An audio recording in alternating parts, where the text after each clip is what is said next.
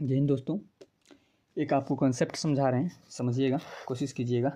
जैसे मान लीजिए कोई इंसान है, ठीक ना, उसको किसी जॉब पे रखा जा रहा है। किस पे रखा जाए? कोई इंसान है, उसको किसी एक जॉब पे रखा गया, ठीक ना, जॉब पे रखा गया, ठीक ना।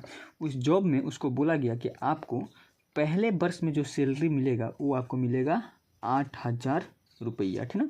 पहला वर्ष में कितना सैलरी मिलेगा? 8,000 रुपया। उसके बाद से अगला वर्ष में आपको 500 बढ़ा के मिलेगा, ठीक ना। मतलब अगला वर्ष में इसको कितना मिलेगा जी? 500 इसमें बढ़ा के मिलेगा। फिर अगला वर्ष में उसका 500 बढ़ा के मिलेगा। फिर अगला वर्ष में उसमें 500 रुपया बढ़ा के मिलेगा। ऐसे आपको सैलरी मिलते जाएगा। तो देखिए, जैसे मान लीजिए हमको इसको पहला वर्ष में कितना पेमेंट करना पड़ेगा जी? 800 रुपया पेमेंट करना पड़ेगा, 8,000 रुपया पेमेंट करना पड़ेगा, ठीक है। अगला वर्ष में जब हम इसको पेमेंट करेंगे तो 8,500 मतलब 8500 रुपया पेमेंट करेंगे इसको, ठीक ना, 8500 रुपया। अगला वर्ष में जब इसको हम पेमेंट करेंगे जिसको हम लोग 9,000 रुपया पेमेंट करेंगे। ऐसे ही डैश डैश डैश अगला वर्ष में इसको पेमेंट करते रहेंगे। देखिए, पहला वर्ष, दूसरा वर्ष, तीसरा वर्ष, ऐसे 4-5 वर्ष के लिए पूछे तो आप जवानी बता सकते हैं कि कितना पेमेंट करना है। लेकिन नहीं, हम आपसे पूछ दें कि 50वां वर्ष में, 49वां वर्ष में कितना पेमेंट करेंगे तो थोड़ा सा मुश्किल होगा हम लोग। तो उसके लिए एक कंसेप्ट है, ध्यान समझिएगा।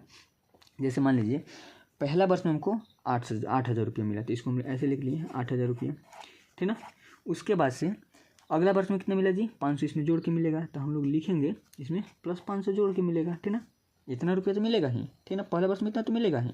दूसरा वर्ष में इसमें 500 जोड़ के मिलेगा, मतलब ये दूसरे वर्ष के लिए अगर हम लोग लिखें, दूसरे वर्ष के लिए, तो इसको कितना दिया जाएगा जी?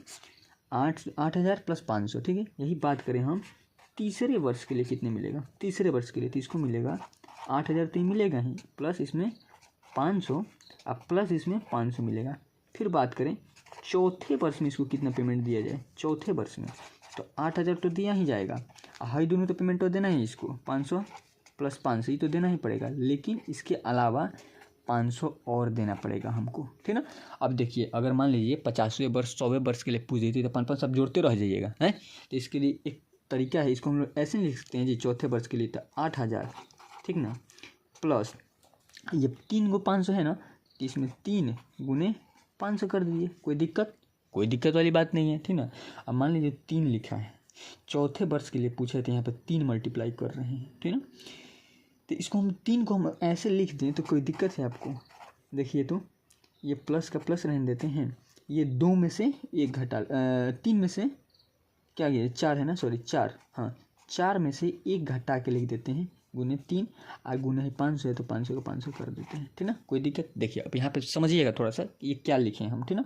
ये लिखे क्या है, इसको ध्यान से समझिएगा आप लोग, ठीक ना।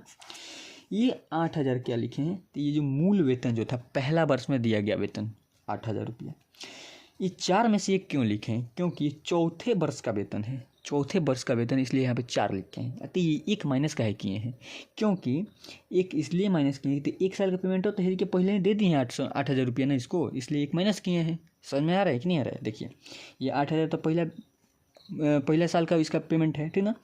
और ये जो प्लस है, ये 4 क्यों लिखेंगे? चौथे वर्ष का पेमेंट निकाले, जब चौथा वर्ष का निकालें तो तीसरा वर्ष, पहला वर्ष के तो दे चुके हैं, इसलिए यहाँ पे 1 घटा दिए हैं, तो 3 वर्ष का ना पेमेंट और देना है जी, इसलिए यहाँ पे अब 3 आएगा। जो इसको सॉल्व करेंगे तो 3 आएगा। देखिए, 8,000 प्लस यहाँ पे 4 में से क्या? 3 गुने 500। समझ में आ रहा है आपको?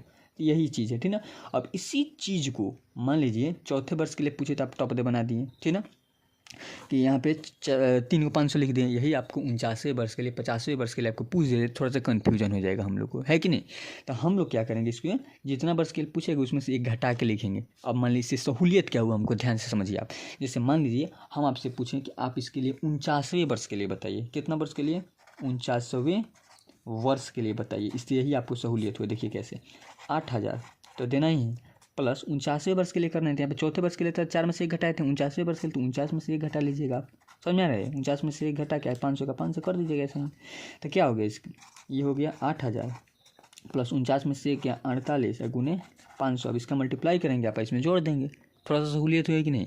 अब यहीं से हमारा एपी का एक फार्मूला निकलता है। क्या फार्मूला निकलता है? जितना वर्ष के लिए पूछेगा, जितने वर्ष के लिए, उसको बोलते हैं हम लोग AN, ठीक ना, AN बोलते हैं। जो पहला वर्ष में जितना पेमेंट करेंगे उसको A बोलते हैं, फर्स्ट टर्म, याद है ना पिछले वीडियो का, ठीक ना। A हो गया, प्लस इसको जो बोलते हैं 49 में से 1 जो है उसको यहाँ पे प्लस लग गया। 49 में से एक इसको एन बोलते हैं, ठीक ना। कितना वर्ष के लिए पूछा है, 49 में से एक n-1 इंटू i500, इसको डी बोलते हैं, ठीक ना। सर्वांतर, ये फॉर्मूला बन के हमारा तैयार हो गया। अब सुनिए यहाँ पे क्या क्या दिया हुआ है, एन क्या है, ए क्या है, n-1 डी क्या है। ध्यान समझिए, जो एन है, एन जो है ये है वैल्यू ऑफ टर्म, मतलब जो नंबर आए, देखिए वैल्यू, उस नंबर का वैल्यू कितना होगा, एक्चुअल वैल्यू, ठीक ना। एन जो पूछा है, एन जो है ये है हम लोग का number of term, number of term है, मतलब कितना टर्म वाला नंबर बताते हैं एन, ठीक ना। एन क्या बताते हैं, वैल्यू ऑफ टर्म बताते हैं, उस टर्म का वैल्यू कितना आएगा, समझ में आ रहा है ना। और डी क्या है, यहाँ पे हम लोग का डी जो है सर्वांतर है, सर्वांतर इसको बोलते हैं हम लोग डी को, समझ में आ रहा है। चलिए, उम्मीद है आप समझ गए होंगे। ए क्या है तो फर्स्ट टर्म होता है ए, ठीक है। उम्मीद है समझ में आया होगा आप लोग को। अगर समझ में आया तो लाइक सब्सक्राइब कर दीजिए।